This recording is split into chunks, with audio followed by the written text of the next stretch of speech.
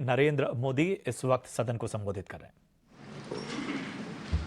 उसका एक बार पुनः स्मरण करने के लिए और नए सदन में जाने से पहले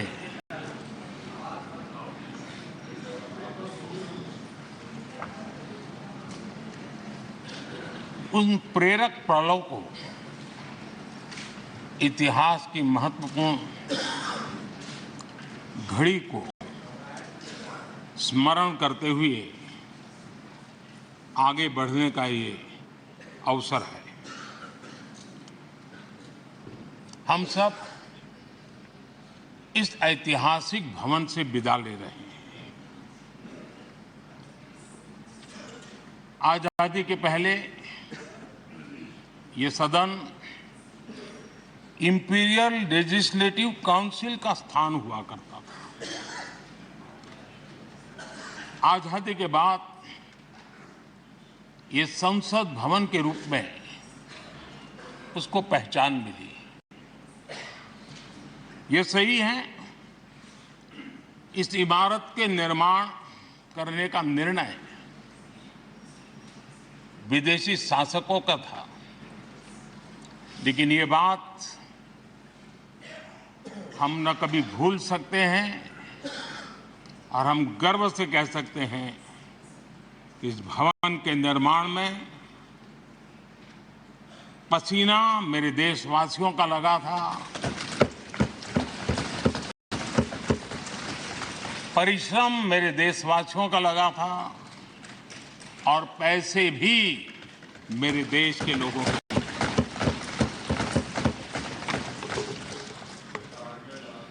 इस 75 वर्ष की हमारी यात्रा ने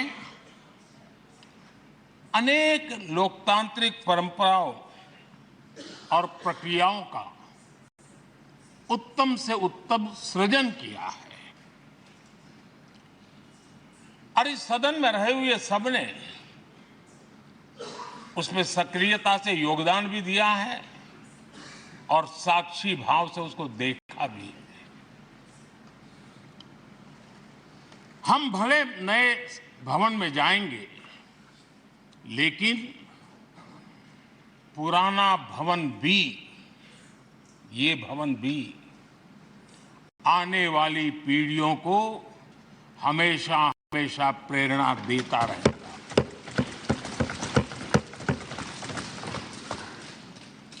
ये भारत के लोकतंत्र की स्वर्णिम यात्रा का एक महत्वपूर्ण अध्याय, जो सारी दुनिया को भारत की रगों में लोकतंत्र का सामर्थ्य कैसे है, इसका परिचित कराने का काम इस इमारत से होता रहेगा। आदरणीय अध्यक्ष जी, अमृतकाल की प्रथम प्रभा का प्रकाश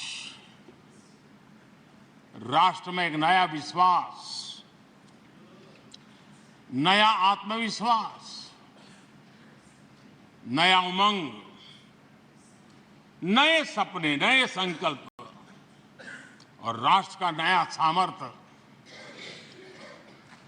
उससे भर रहा है। चारों तरफ आज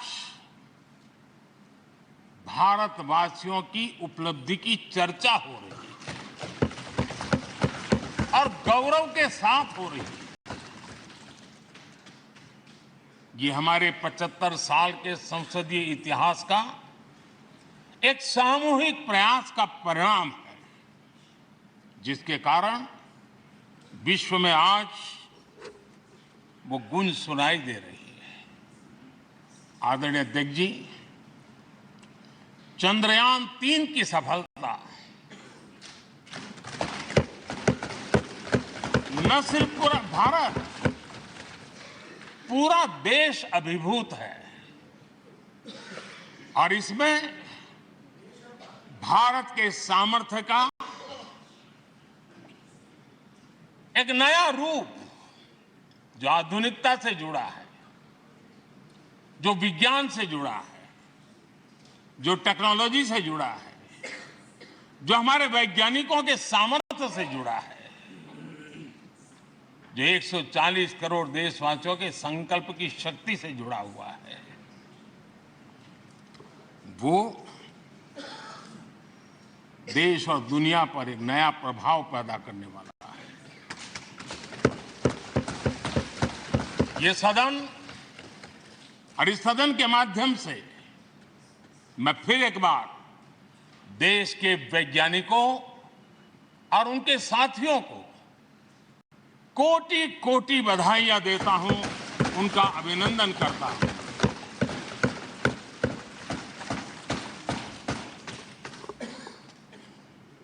आदरणीय अध्यक्ष जी, ये सदन ने भूतकाल में जब नेम की समिट हुई थी, सर्वसम्मति से प्रस्ताव पारित करके देश के इस प्रयास को सराहा था। आज G20 की सफलता को भी आपने सर्वसम्मति से सराहा है। मैं मानता हूं देशवासियों का आपने गौरव बढ़ाया है। मैं आपका आभार व्यक्त करता हूं। G20 की सफलता 140 करोड़ देशवासियों की है। ये भारत की सफलता है, किसी व्यक्ति की सफलता नहीं है, किसी दल की सफलता नहीं है। भारत के फेडरल स्ट्रक्चर ने, भारत की विविधता ने 60 स्थानों पर 200 से अधिक समिट और उसकी मेजबानी हिंदुस्तान के अलग अलग रंग रूप में देश की अलग अलग सरकारों ने बड़े आन बान शान से की, और ये प्रभाव पूरे विश्व भर के मन पर पड़ा हुआ है। ये हम सबके सेलिब्रेट करने वाला विषय है, देश के गौरवगान को बढ़ाने वाला है। और जैसा आपने उल्लेख किया, भारत इस बात के लिए गर्व करेगा, जब भारत अध्यक्ष रहा उस समय अफ्रीकन यूनियन इसका सदस्य बना। मैं उस इमोशनल पल को भूल नहीं सकता जब अफ्रीकन यूनियन की घोषणा हुई और अफ्रीकन यूनियन के प्रेसिडेंट, उन्होंने एक इंटरव्यू में कहा कि मेरे जीवन में ऐसी पल थी, शायद मैं बोलते बोलते रो पड़ूंगा। आप कल्पना कर सकते हैं कि कितनी बड़ी अपेक्षा और आशाएं पूरी करने का काम भारत के भाग्य में आया। आदरणीय अध्यक्ष जी, भारत के प्रति शक करने का एक स्वभाव कई लोगों का बना हुआ है, और जब आजादी मिली तब से चल रहा है। इस बार भी यही था, कोई डिक्लेरेशन नहीं होगा, असंभव है। लेकिन ये भारत की ताकत है कि वह भी हुआ, और विश्व सर्वसम्मति से एक साझा घोषणा पत्र लेकर के आगे का रोड मैप लेकर के यहां से प्रारंभ हुआ है। और अध्यक्ष जी, आपके नेतृत्व में, क्योंकि भारत की अध्यक्षता नवंबर के आखिरी दिन तक है, इसलिए अभी हमारे पास जो समय है उसका उपयोग हम करने वाले हैं। और आपकी अध्यक्षता में दुनिया भर के ये जो G20 के सदस्य हैं, P20 पार्लियामेंट के स्पीकर्स की एक समिट जैसे आपने घोषणा की, सरकार का आपके इस प्रयासों को पूरा समर्थन रहेगा, पूरा सहयोग रहेगा। आदरणीय अध्यक्ष जी, हम सबके लिए गर्व की बात है कि आज भारत विश्व मित्र के रूप में अपनी जगह बना पाया है। पूरा विश्व भारत में अपना मित्र खोज रहा है, पूरा विश्व भारत की मित्रता को अनुभव कर रहा है, और उसका मूल कारण है हमारे जो संस्कार है, वेद से विवेकानंद तक जो हमने पाया है। सबका साथ सबका विकास का मंत्र आज विश्व को हमें साथ लाने में जोड़ रहा है। गई है समाज के हर वर्ग का प्रतिनिधि विविधताओं से भरा हुआ इस सदन में नजर आता है। अनेक भाषाएं हैं, अनेक बोलियां, अनेक पहरवेश हैं, अनेक खान-पान है। सदन के अंदर सब कुछ है और समाज के सभी तबके के लोग, चाहे वो सामाजिक रचना के हो, चाहे आर्थिक रचना के हो, चाहे गांव या शहर के हो, एक प्रकार से पूर्ण रूप से समावेशी वातावरण सदन में पूरी ताकत के साथ जन सामान्य की इच्छा आकांक्षाओं को प्रकट करता रहा है। दलित हो, पीड़ित हो, आदिवासी हो, पिछड़े हो, महिलाएं हो, हर एक का धीरे धीरे धीरे योगदान बढ़ता चला गया है। आदरणीय अध्यक्ष जी, प्रारंभ में महिलाओं की सदस्य संख्या कम थी, लेकिन धीरे धीरे माताओं बहनों ने भी इस सदन की गरिमा को बढ़ाया है। इस सदन के गरिमा में बहुत बड़ा बदलाव लाने में उनका योगदान रहा है। आदरणीय अध्यक्ष जी, प्रारंभ से अब तक एक मोटा हिसाब लगाता था, करीब 7,500 से अधिक जनप्रतिनिधि दोनों सदनों में मिलाकर के योगदान दे चुके हैं। इतने सालों में 7,500 से करीब ज्यादा। इस कालखंड में करीब 600 महिला सांसदों ने भी इस सदन की गरिमा को बढ़ाया है, दोनों सदन की।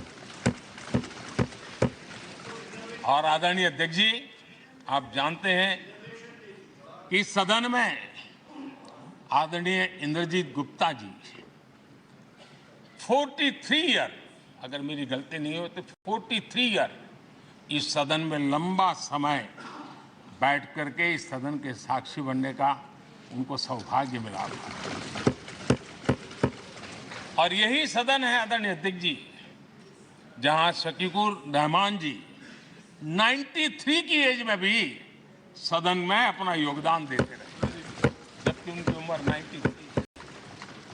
और आदरणीय अध्यक्ष जी, ये भारत के लोकतंत्र की ताकत है कि 25 साल की उम्र की चंद्रमणि